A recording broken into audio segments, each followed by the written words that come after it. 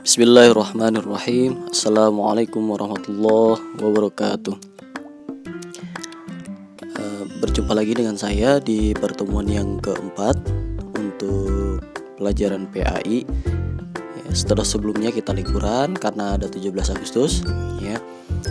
Di pertemuan keempat ini saya akan melanjutkan pembelajaran tentang Al-Quran dan hadis sebagai pedoman hidup. Kemarin sebelumnya kita sudah membaca dari presentasi saya atau dari buku tentang sekilas tentang pengenalan Al-Quran Oke. Mulai dari pengertian nama-nama Al-Quran, kemudian apalagi fungsi Al-Quran. Nah sekarang bagian-bagian dari Al-Quran Al-Quran terdiri dari 114 surat Dari 114 surat itu ada 6.666 ayat Nah untuk ayat ada perbedaan karena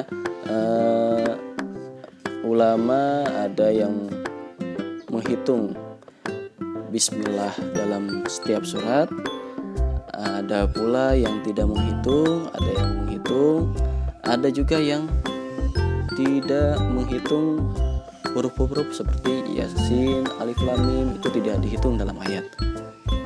Makanya ada dua pendapat, ada yang 6.666, ada pula yang mengatakan jumlah ayat itu ada 6.236 Nah, Al-Quran dibagi menjadi 30 juz yang masing-masing sama panjang gitu. Dari 30 juz dibagi lagi menjadi 60 hizib Nah, masing-masing hizib dibagi lagi menjadi 4 bagian Ada tanda ar-rob atau seperempat, an-nis seperdua, atau as-salasah atau sepertiga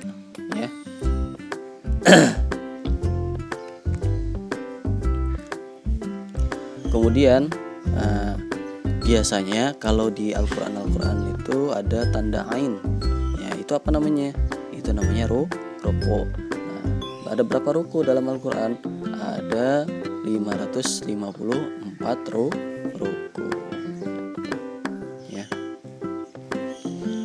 Nah itu sekilas tentang Al-Quran itu yang kemarin belum saya sampaikan tentang Al-Quran.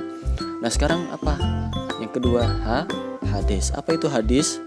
Menurut bahasa hadis artinya berita atau sesuatu yang baru atau cerita atau riwayat Nah itu pengertian hadis menurut bahasa. Asal katanya dari apa? Haddatsa yuhadditsu haditsan Nah menurut istilah hadis adalah sesuatu yang disandarkan kepada Nabi Muhammad baik berupa perkataan, perbuatan maupun takrir. Atau dalam bahasa Arab ma udhifa ilan Nabi sallallahu alaihi wasallam qaulan au fi'lan au taqriran Ma udhifa sesuatu yang disandarkan ilan Nabi sallallahu alaihi wasallam kepada Nabi sallallahu alaihi wasallam qaulan baik berupa perkataan, fi'lan atau perbuatan au takriran atau takrir. Apa itu takrir itu? Takrir itu artinya ketetapan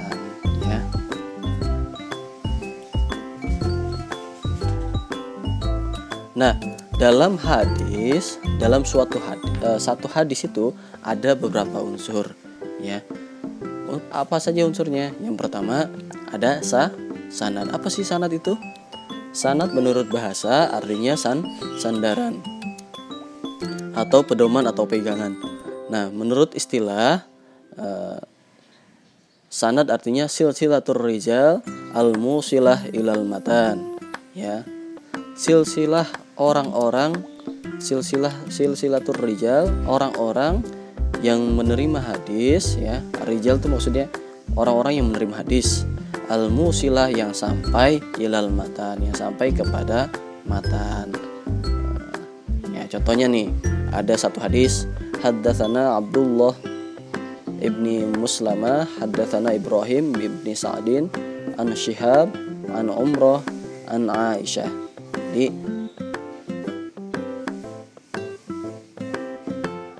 haddatsana berbicara Abdullah bin Muslamah, haddatsana Ibrahim bin Sa'din. Jadi berbicara juga Ibrahim bin Sa'din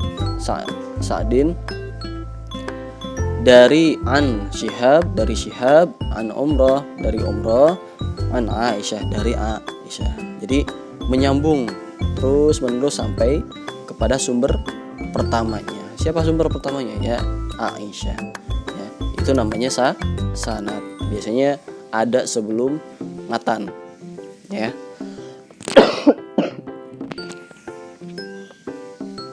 Nah, lalu apa sih matan itu? Nah, matan menurut bahasa artinya tanah yang keras dan tinggi. Gitu. Tapi menurut istilah adalah perkataan, perbuatan, dan ketetapan Nabi yang disebutkan setelah sanad. Ya. Yang tadi masih sama dengan hadis yang tadi. Hadatsana Abdullah bin sama Aisyah qalan Nabi sallallahu alaihi wasallam.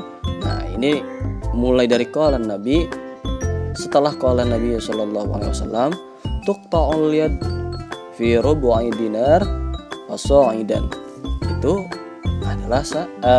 Itu adalah matan. Sorry, ini bukan contoh sanad, ini contoh matannya.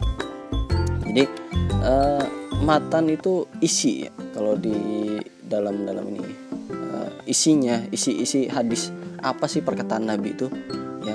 Perkataannya Nabi apa, yang dikatakan oleh Nabi itu apa. Makanya kalau yang ini karena bentuknya perkataan Nabi diawali dengan qalan Nabi sallallahu alaihi wasallam, ya. Kalau perbuatan Nabi biasanya ro'a itu bla bla bla bla, biasanya gitu, ya. Kalau ketetapan biasanya ya nanti dipelajari di pelajaran hadis, nanti di kelas 3, kelas 2 atau kelas 3 pelajaran kitab. Gitu, ya. Jadi matan adalah isi apa yang isi perkataan atau perbuatan Nabi atau ketetapan Nabi Muhammad, ya. Itu matan. Nah, yang berikutnya apa? Ada rawi. Ya, apa itu rawi? Artinya orang-orang yang meriwayatkan hadis. Ya, atau orang yang menerima atau mengambil hadis kemudian mengumpulkannya dalam sebuah kitab. Itu namanya perawi. Nah, biasanya disebutkan dalam bagian akhir hadis. Kata rawahu al-Bukhari atau rawahu Muslim atau rawahu at-Tirmidzi atau rawahu Ibnu Majah atau rawahu siapa lagi yang terkenal An-Nasa'i, ya, itu, ya. Ada beberapa ulama-ulama kenamaan yang terkenal dalam membukukan hadis. Siapa? Bukhari, Muslim, Abu Daud, Tirmidzi, Nasa'i, dan Ibnu Majah, ya. Itu terkenal dengan perawi hadis, gitu.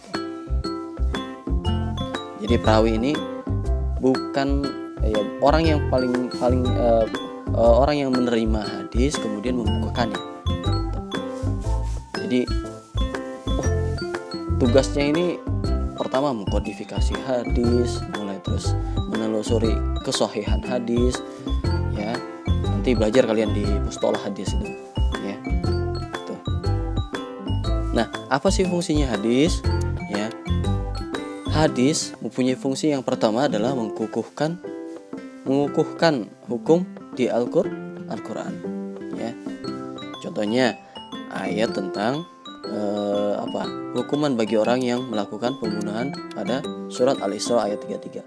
Nah, dalam surat Al-Isra ayat 33 disebutkan wala taqtulun nafsal lati harramallahu illa bil haqq wa man qutila mazluman faqad ja'alna li waliyhi sultanan fala yusrif fil qatl innahu kana mansura. Ya, dalam ayat tersebut dijelaskan bahwa larangan melakukan pembunuhan dan memberikan kekuasaan kepada wali jika anggota keluarganya terbunuh secara zalim. Gitu. Lalu ada lagi hadis yang menguatkan atau mengukuhkan, ya. An Abi Hurairah qala Rasulullah sallallahu alaihi wasallam wa man qutila lahu qatilun fa huwa bi khairin nazaraini imma yuda wa imma yuqad. Ya, dari Abu Hurairah bersabda, barang siapa yang menjadi keluarga korban terbunuh maka dia memilih dua pilihan, boleh memilih diat atau boleh juga dibunuh. Ya, jadi boleh diat itu denda, ya, denda, atau boleh membunuh. Maksudnya dalam artian kisos, ya, boleh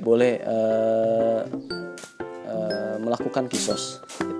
Bukan boleh membunuh lagi, ya, tanpa pengadilan, harus diadili dulu baru dikisos, gitu, ya. Fungsi yang kedua adalah menafsirkan ayat-ayat yang mujmal. Apa sih ayat yang mujmal itu? Contoh, ya, faqimus sholata wa atuz zakata wa atasimu billah, ya. Ayat tentang sholat dan zakat itu banyak di dalam Al-Quran, tapi yang menjelaskan secara rinci tentang sholat dan zakat itu nggak ada, ya, gitu. Jarang, malah nggak ada. Kalau sholat nggak ada, zakat kayaknya nggak ada, ya. Jadi maka di dalam hadis diperkuat atau dijelaskan rinciannya, ya. An Abi Sulaiman Malik ibni al-Huwairis qala Nabi sallallahu alaihi wasallam sallu kama ra'aitumuni usolli. Salatlah kamu sebagaimana kamu melihatku salat. Itu dijabarkan bagaimana sih caranya salat, tapi di Al-Qur'an tidak dijelaskan. Itu namanya ayat-ayat yang mujmal, gitu. Jadi sifatnya umum, global dan tidak terperinci, ya, gitu.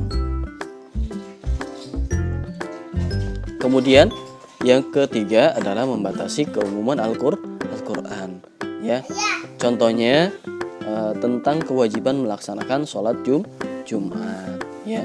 Dalam surat Al-Jumu'ah ayat 9, ya ayyuhalladzina amanu idza nudiya lis-sholati min yaumil jumu'ati fas'au ila dzikrillahi wa dzarul bai' dzalikum khairul lakum in kuntum ta'lamun. Ya, kalau menurut melihat dari ayat ini, ya ayyuhalladzina amanu, tidak dibedakan siapapun, ya. Pokoknya yang beriman kalau udah ada panggilan untuk sholat mi yaumil jum'ah, dari sholat Jumat, fas'au ila dzikrillahi wa dzarul bai', semuanya ditinggalkan, ya. Semuanya pergi sholat Jumat, dzalikum khairul lakum. Nah, tapi dalam hadis Nabi memberikan pengecualian, ya. Jadi membatasi keumuman Al-Qur'an. Dari alladzina amanu dibatasi menjadi siapa saja sih yang boleh yang boleh tidak melaksanakan sholat Jumat. Nah, dalam hadis An-Tariq bin Syihab anin Nabi sallallahu alaihi wasallam qala al-jumu'atu haqqun wajibun ala kulli muslimin fi jama'atin illa arba'ah abdun mamlukun au imra'atun au sabiyyun au maridun, ya. Jadi dalam hadis ini dikatakan sholat Jumat itu adalah hak yang wajib bagi setiap muslim, kecuali siapa? Ada 4 orang, illa arba'ah abdun mamlukun, yaitu budak yang dimiliki. Kemudian apa? Au imro'atun, atau imro'ah, wanita. Kemudian siapa lagi yang boleh nggak sholat Jumat? Au sobiyun, atau anak-anak. Au maridun, atau orang yang sakit. Itu ya fungsi yang berapa? Yang ketiga dari Al-Qur'an.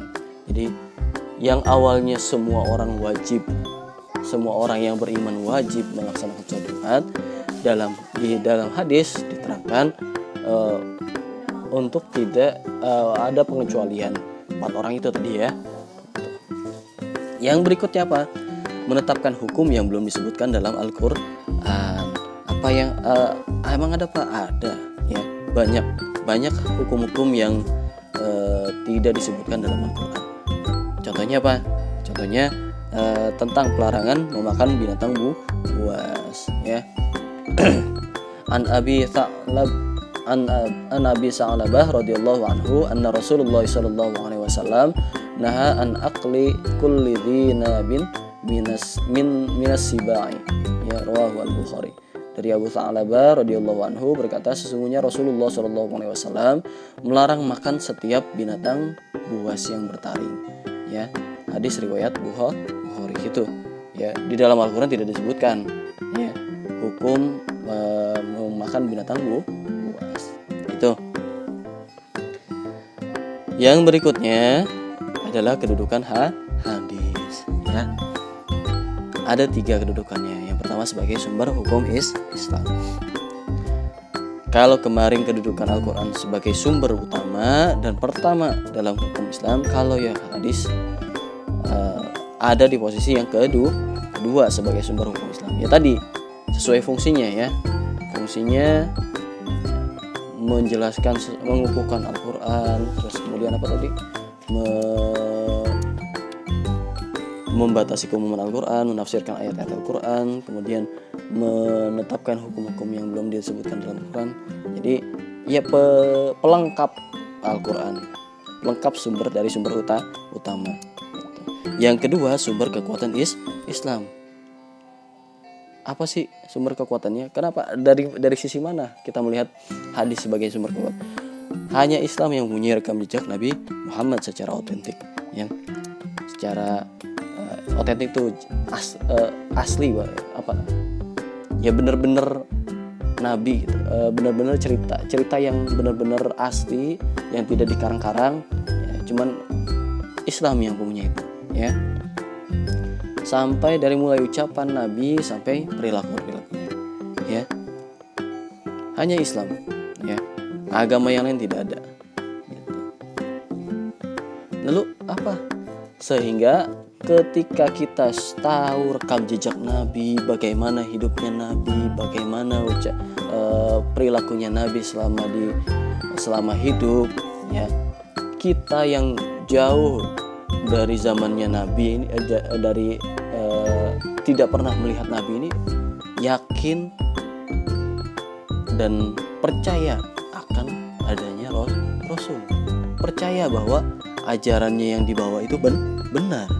Itu menjadi sumber kekuatan Islam ya, gitu. Jadi dibanding dengan nabi-nabi yang lain, bukan membandingkan ya, bukan menjelekkan nabi yang lain, tapi dibanding dengan nabi yang lain, misalkan Nabi Isa ya, sampai sekarang Injil ya sebagai kitabnya itu tidak otentik ya. Dia banyak versi-versinya gitu. Banyak dirubah-rubahnya gitu ya. Itu kitabnya. Ini kita punya hadis selain Al-Qur'an. Selain kitab. Perjalanan Nabi Isa lebih banyak versinya lagi gitu. Jadi ini menjadi sumber kekuatan Islam ya, sumber kekuatan Islam yang menjadikan iman seseorang itu lebih kuat, lebih kokoh ya, lebih percaya akan adanya akan kebenaran Islam. Yang berikutnya adalah warisan hidup Rasulullah. Rasul tidak meninggalkan harta, Rasul tidak meninggalkan